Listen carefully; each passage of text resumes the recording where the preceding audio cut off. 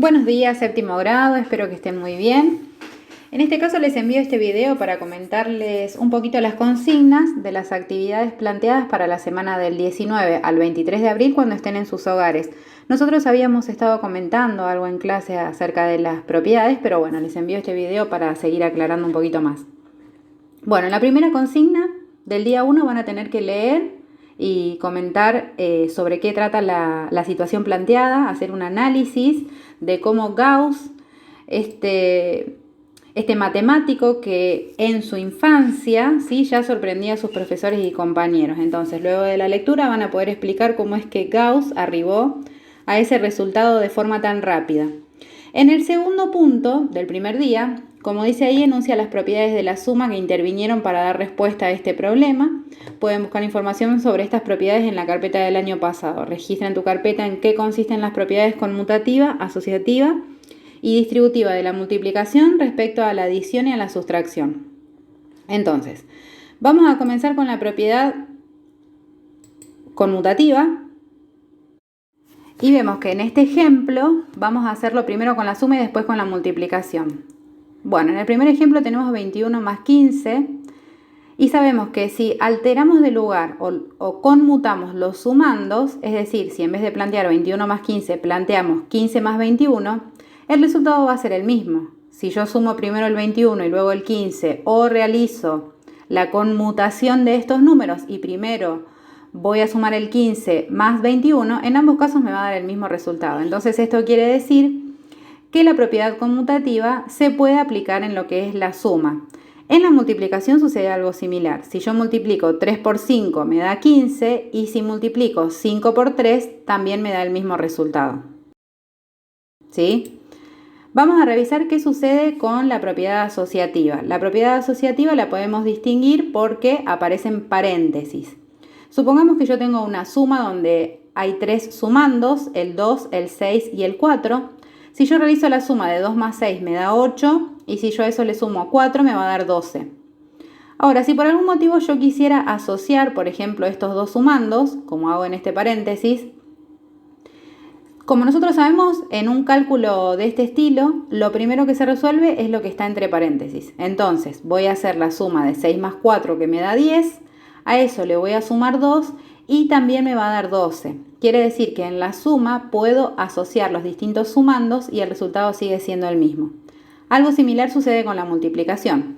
Si yo quiero sumar 2 por 3 por 10, puedo sumar 2 por 3 que me da 6 y a eso lo multiplico por 10. Entonces el resultado es 60. Si quisiera, por ejemplo, asociar estos dos factores, como en este caso lo hice con el paréntesis, voy a resolver en este cálculo primero el paréntesis, 3 por 10 que es igual a 30, luego lo voy a multiplicar por 2 y también me sigue dando 60. Entonces podemos decir que la propiedad asociativa se cumple en la suma y también en la multiplicación. Continuamos con la propiedad distributiva de la multiplicación respecto a la suma. Bueno, vemos que en este ejemplo nosotros tenemos una multiplicación que está compuesta por dos factores. El primer factor es el número 2 y el segundo factor es un paréntesis. Dentro de ese paréntesis hay una suma. Entonces, a este cálculo lo podemos resolver de dos maneras. Como en el primer caso, donde primero resuelvo el paréntesis, donde 3 más 4 es igual a 7, lo multiplico por 2 y me da como producto 14.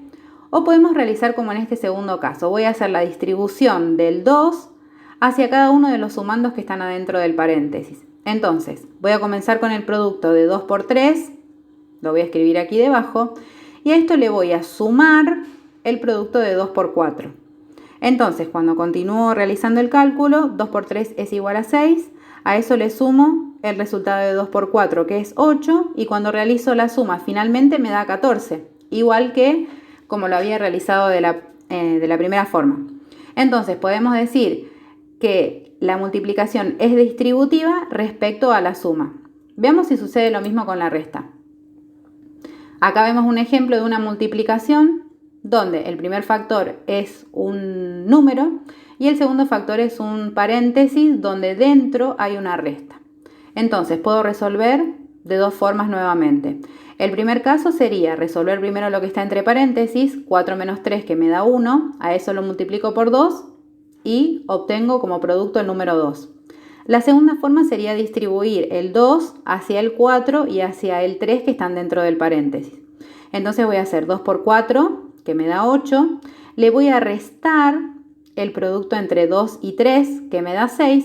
Y cuando finalmente realizo la cuenta, 8 menos 6, el resultado es 2. Entonces podemos decir que la multiplicación es distributiva respecto también a la resta. Bueno, entonces, luego de este pequeño repaso sobre estas propiedades que ustedes ya habían visto en años anteriores, van a responder al punto 3 comentando si las propiedades conmutativa y asociativa se vinculan con la resta, es decir, si es posible aplicarlas, ¿sí? Y también van a escribir si la conmutativa y la asociativa se cumplen en la multiplicación, en la división, y van a justificar con distintos ejemplos.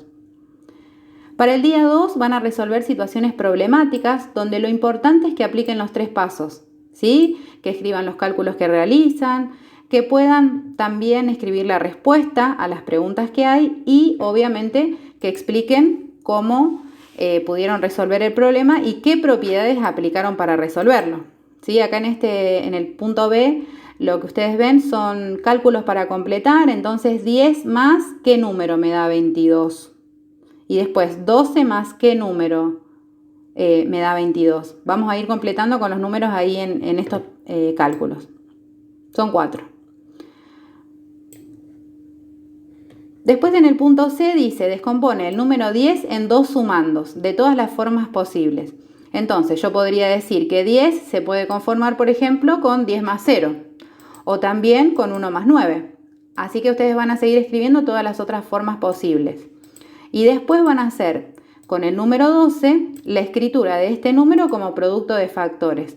Por ejemplo, si yo pienso en 1 por 12, me da 12, ¿sí? Entonces ustedes van a ir pensando en otras formas. Para el tercer día van a leer la información que tienen a continuación. Si quieren pueden imprimir esta fotocopia y pegarla o lo pueden copiar porque no es tan largo.